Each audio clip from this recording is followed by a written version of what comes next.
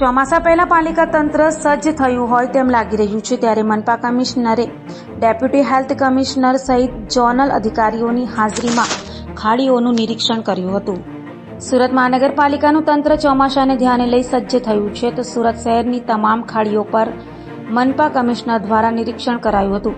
સુરત મહાનગરપાલિકાના deputy health commissioner Ashish નાયક સહિત zonal અધિકારીઓની હાજરીમાં મનપા કમિશનર શાલિની અગ્રવાલે ખાડીઓનું નિરીક્ષણ કરી ખાડીઓમાં એકઠો થયેલો કચરો બહાર કાઢવા સૂચન કરવામાં આવ્યા હતા. શહેરના તમામ ખાડીઓ સાફ કરવા માટે પાલિકા દ્વારા તૈયારીઓ શરૂ કરવામાં આવી છે અને નીચાણવાળા વિસ્તારોમાં ભરાતા પાણીઓનો નિકાલ થાય તે માટે પાલિકા કમિશનર શાલિની અગ્રવાલે તાકીદ કરી હતી. પાલિકા કમિશનર શાલિની અગ્રવાલ સહિત તેમની ટીમો દ્વારા તમામ ખાડીઓ પર નિરીક્ષણ કરવામાં આવી રહ્યું છે.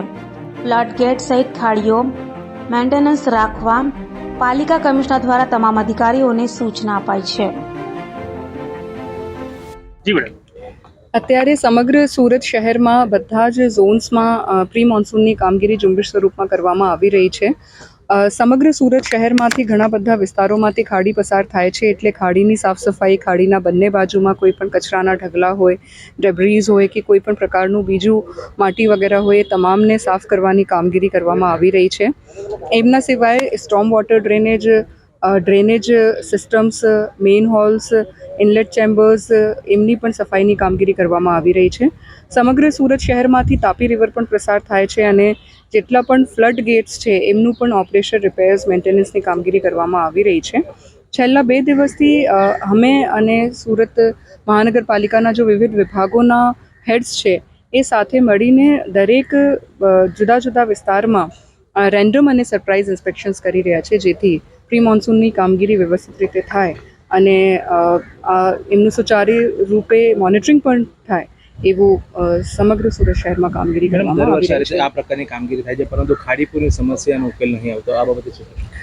આ વખતે ચોમાસા પહેલાં ખાડીના 2 રાઉન્ડ પૂરા કરવા માટે સૂચના આપવામાં આવેલ છે. એમાં 2 રાઉન્ડની સાફ સફાઈ પૂરી થાય.